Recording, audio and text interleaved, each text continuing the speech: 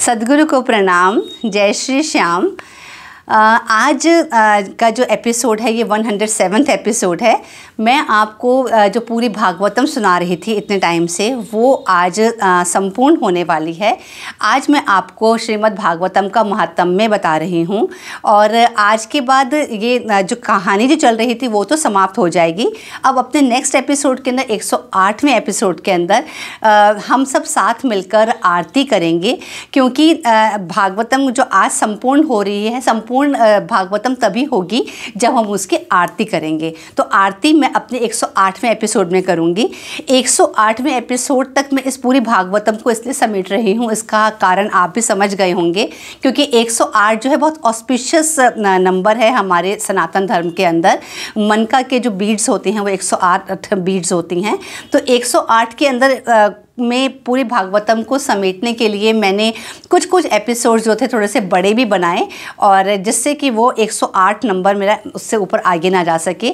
नहीं तो शायद अगर मैं आपको बहुत आराम से और थोड़ा सा और बेटर तरीके से कम टाइम में 10, 15, 20 मिनट्स वाले एपिसोड्स बनाती तो शायद मैं आपको 100 इसके भागवतम के शायद 120 एपिसोड तक पूरे बन पाते। तो समझ लीजिए 120 एपिसोड की जगह भागवतम को मैंने 108 एपिसोड के अंदर पूरा समेटा है। तो आज जो मैं आपको बताने वाली हूँ, जो महात्म्य बताने वाली हूँ, महात्म्य में बताऊँगी मैं आपको श्रीमद् भागवतम का स्वरूप क्या है, और साथ में मैं आपको बताऊँगी कि जो श्रोता और वक्ता मतलब सुनने वाला और भागवतम सुनाने वाला, इसके लक्षण दे रखे हैं भागवतम के अंदर। बहुत सारी चीज़ों से सुनने वालों और वाले को और सुनाने वाले को कंपेयर करा हुआ है।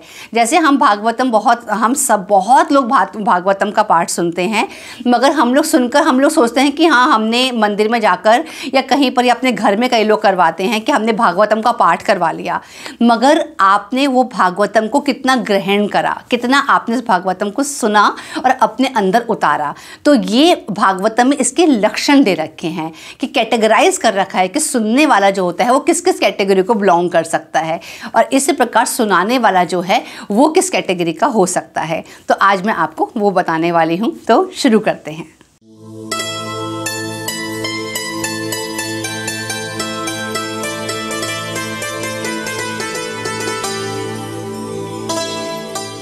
सूत जी कहते हैं, शौनक आदि ऋषियों, इस भव सागर में जो प्राणी कली रूप ग्रास से ग्रस्त हो रहे हैं उनके लिए श्रीमद् भागवतम ही सर्वोत्तम सहारा है। भगवान श्री कृष्ण में जिसकी लगन लगी है उस भक्त के हृदय में माधुर्य भाव को अभिव्यक्त करने वाला वचन ही श्रीमद् भागवत है। मतलब कितना अच्छा बता रहा है कि जिसके मन में भगवान की लगन लग जाती है, उस भक्त के हृदय में जो माधुर्य भाव प्रकट होता है, जो अभिव्यक्त करता है, जिस तरीके से वो अपने माधुर्य भाव को अभिव्यक्त करता है, तो उस अभिव्यक्ति जो है वो अभिव्यक्ति ही श्रीमद् भागवतम है। श्रोता भी दो प्रकार के होते हैं। अब यहाँ पर आप ध्यान से सुनिएगा, जो श्रोता हैं उन्होंने बताया दो प्रकार के होते हैं। एक होते हैं प्रवर और एक होते हैं अप्रवर। प्रवर को बोलते हैं उत्तम और अप्रवर को बोलते हैं अघम। मतलब उत्तम और अघम दो प्रकार के श्रोता होते हैं। प्रवर श्रोताओं के कई भेद हैं। अब जो उत्तम श्रोता हैं, उत्तम श्रोता के भी बहुत सारे भेद बता रहे हैं, जैसे चातक, हंस, शुक और मीन। अवर के भी अवर के भी कई भेद हैं। अवर मतलब अघम, जो मैंने आपको बताया, अघम के भी कई भेद हैं, जैसे व्रक, वृष, भूरुण और उष्ट्र। चातक पपीहे को कहते हैं, जो मैंने अभी आपको बताया कि जो उत्तम श्रोता होते हैं उनमें से एक मैंने आपको बताया चातक होता है। एक हंस को हमको पता है, शुक मतलब तोता होता है, और मीन मतलब मछली होती है। तो ये चार चीज़ों से उन्होंने कंपेयर करा है। तो जो सबसे पहले बोला था चातक पपीहे को कहते हैं। अब वो बता रहे हैं कि जो उत्तम श्रोता होता है वो एक कैटेगरी जो है वो है पपीहे जैसी। तो पपीहा क्या करता है, वह जैसे बादल से बरसते हुए जल में ही स्पृहा रखता है, दूसरे जल को छूता ही नहीं। मतलब जो आसमान से जो जल बरसता है वो उसी जल में ही अपना सब कुछ उस जल से ही प्राप्त करना चाहता है, दूसरे जल को छूता भी नहीं। उसी प्रकार जो श्रोता सब कुछ छोड़कर केवल श्री कृष्ण संबंधी शास्त्रों का श्रवण करता है वह चातक होता है। मतलब वो पपीहे के समान है वो श्रोता जो कोई और चीज़ को ना मानते हुए सिर्फ भगवान श्री कृष्ण में अपनी आस्था रखता है।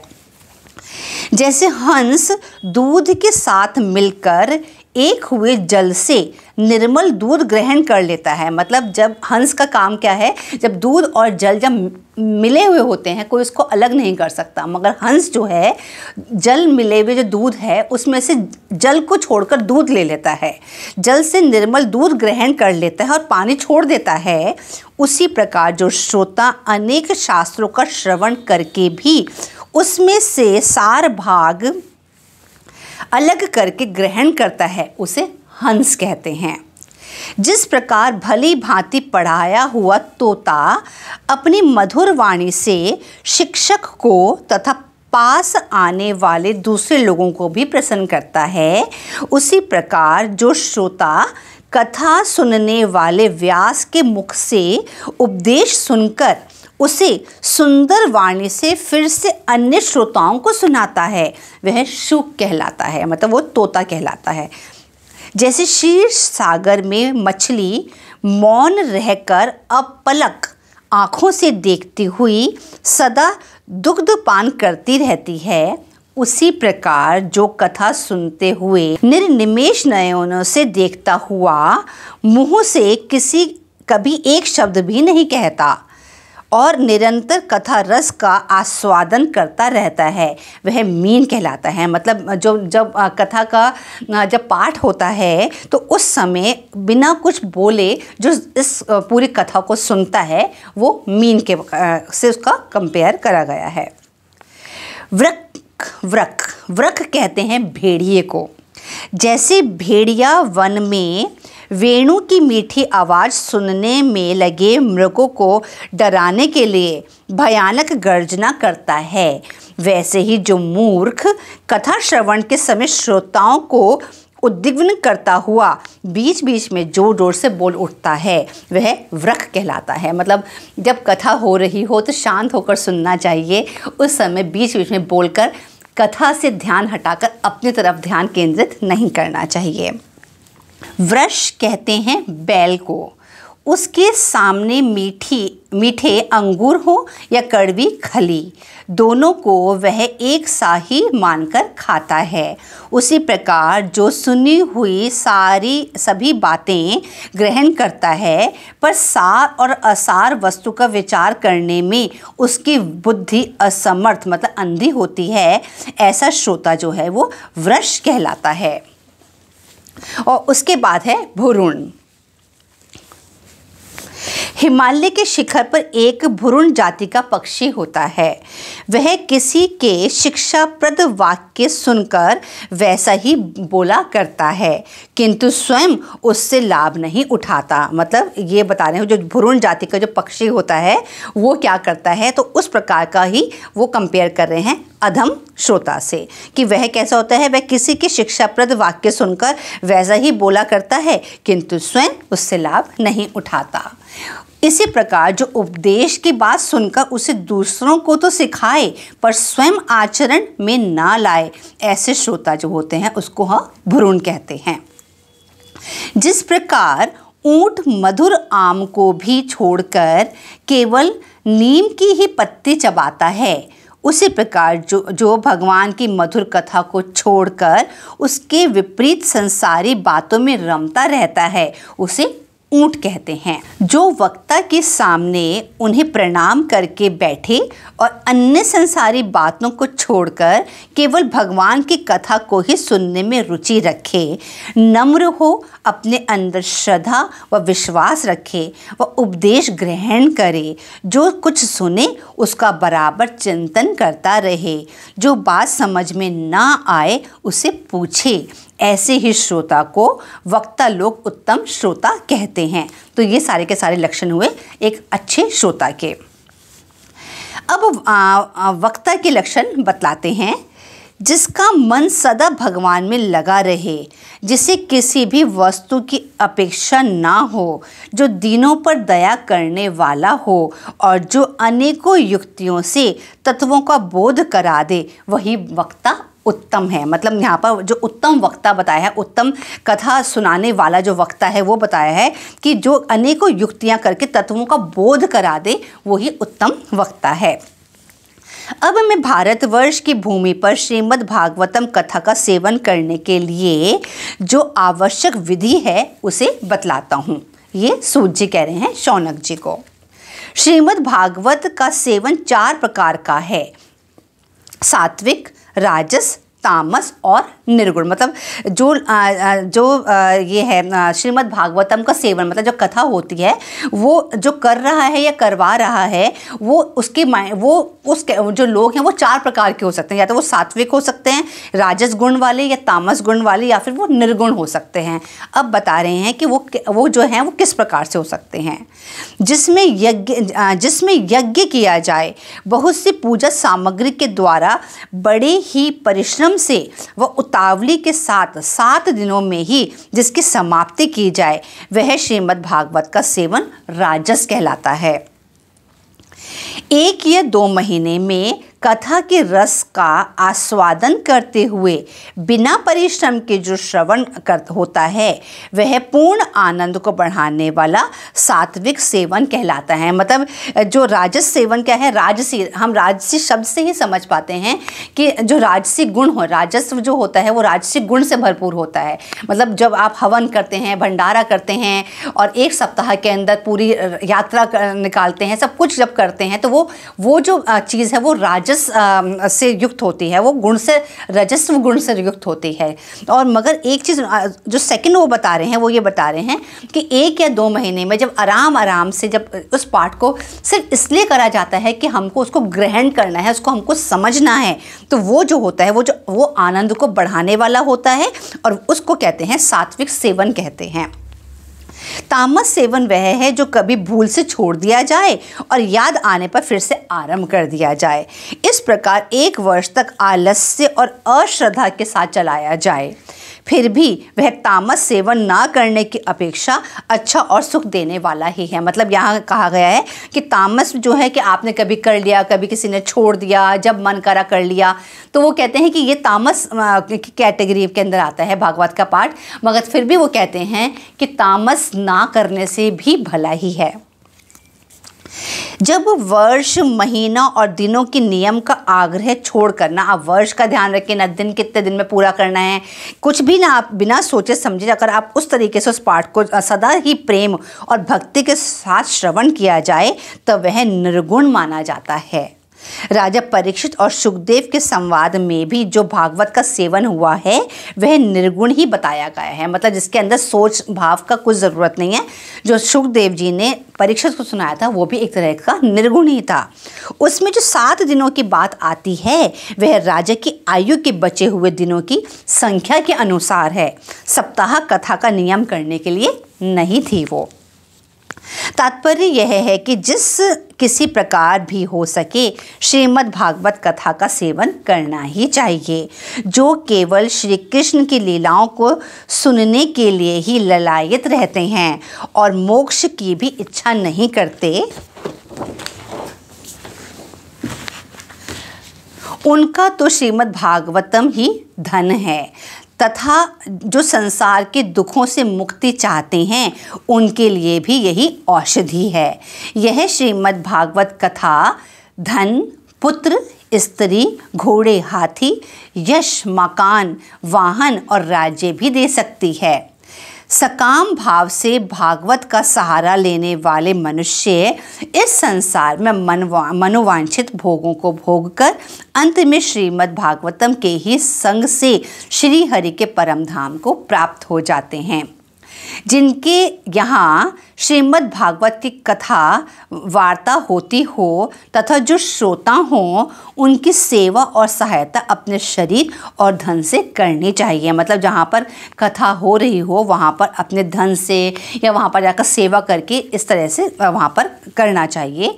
कामना 2 वस्तुओं की होती है। यहाँ पर बता रहे हैं कि कामना जो होती है वो 2 वस्तुओं की होती है। वो क्या है, एक भगवान श्री कृष्ण की कामना कोई करेगा या फिर धन की कामना करेगा। तो श्री कृष्ण के सिवा जो कुछ भी चाहा जाए वह सब धन के अंतर्गत आता है। मतलब जो भगवान को चाहते हैं या फिर जो धन को चाहते हैं, मतलब अगर श्री कृष्ण को छोड़ दिया जाए और किसी भी चीज़ की कामना करी जाए तो वो किसके के अंतर्गत आता है? वो धन के अंतर्गत ही आता है। इसी प्रकार श्रोता भी दो प्रकार के होते हैं, एक श्री कृष्ण को चाहने वाले और दूसरे धन को चाहने वाले। जैसा वक्ता वैसा श्रोता भी हो तो वहाँ कथा में रस मिलता है, और यदि विपरीत हो तो रसाभास होता है और फल की हानि होती है। श्री कृष्ण की चाह रखने वाला सर्वथा गुणहीन हो और उसकी विधि में कोई कमी रह जाए तो भी यदि उसके हृदय में प्रेम है वही उसके लिए सर्वोत्तम विधि है। प्रतिदिन प्रातःकाल स्नान करके अपना नित्य कर्म पूरा कर लें, फिर भगवान का चरणामृत पीकर पूजा के समान से श्रीमद् भागवत की पुस्तक और गुरुदेव का पूजन करें, मतलब व्यास का पूजन करें। इसके बाद श्रीमद् भागवत की कथा स्वयं कहें या सुनें, दूध या खीर का भोजन करें, ब्रह्मचर्य का पालन करें, भूमि पर शयन करें, क्रोध और लोभ आदि को त्याग दें। प्रतिदिन कथा के अंत में कीर्तन करें, कथा समाप्ति पर ब्राह्मणों को भोजन कराएं और दक्षिणा दें। श्री सुखदेव जी के मुख से कहा हुआ यह श्रीमद् भागवत शास्त्र तो कलयुग में साक्षात श्री कृष्ण की प्राप्ति कराने वाला और फल प्राप्त कराने वाला है। सूत जी कहते हैं, शौनक आदि ऋषियों, भगवान वसुदेव की एक एक लीला सर्वदा श्रवण कीर्तन करने योग्य है। यह सारे अशुभ संस्कारों को धो बहाती है। जो मनुष्य एकाग्रचित्त से एक पहर अथवा एक क्षण ही प्रतिदिन इसका कीर्तन करता है और जो श्रद्धा से श्रवण करता है वह शरीर सहित अपने अंतःकरण को पवित्र बना देता है। जो जीव एकादशी अथवा द्वादशी के दिन इसका श्रवण करता है वह दीर्घ आयु हो जाता है, और जो निराहार पाठ करता है उसके पहले के पाप तो नष्ट हो ही जाते हैं, पाप की प्रवृत्ति भी नष्ट हो जाती है। देवता मुनि सिद्ध पितर मनु उसकी अभिलाषाएं पूर्ण करते हैं। जो जीव भाद्रपद मास की पूर्णिमा के दिन श्रीमद् भागवतम को सोने के सिंहासन पर रखकर उसका दान करता है उसे परम गति प्राप्त होती है। यह समस्त उपनिषदों का सार है। इसे पहले पहल स्वयं भगवान नारायण ने ब्रह्मा जी के लिए प्रकट किया था। फिर ब्रह्मा जी ने देवऋषि नारद जी को उपदेश दिया। नारद जी ने श्री कृष्ण द्वैपायन व्यास जी को, श्री कृष्ण द्वैपायन व्यास ने शुकदेव जी को और शुकदेव जी ने राजा परीक्षित को उपदेश किया।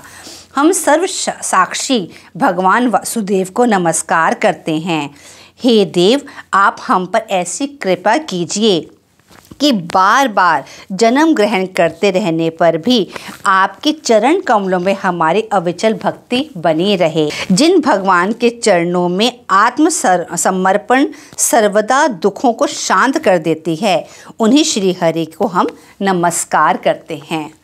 तो इस प्रकार आज मैंने आपको जो है श्रीमद् भागवतम महापुराण पूरा सुना दिया है, और आज मैं बहुत खुश हूँ क्योंकि मतलब मैं ये जानती हूँ कि मेरी बहुत बहुत बड़ी कोशिश थी कि मैं ये पुराण मैंने सोचा नहीं था कि मतलब मैं इसको इस तरीके से आप तक पहुँचा पाऊँगी। स्पेशली जैसे मैंने जब मैंने बोर्ड्स पर कोई भी डायग्राम्स बनाए हैं वो सिर्फ मेरी अपनी मतलब मैंने अपनी मेहनत से सब कुछ वो करा, और मुझे अच्छा लगा। मेरा मन था कि मैं जो चीज़ मैंने बहुत मेहनत से ग्रहण करी है वो चीज़ मैं सबके पास, सिर्फ वो मुझे अगर कोई अपना आधा घंटा दे देता है तो वो चीज़ उसको सिर्फ आधे घंटे में समझ आ सके, जिस चीज़ को समझने में मैंने दिनों लगाए हैं।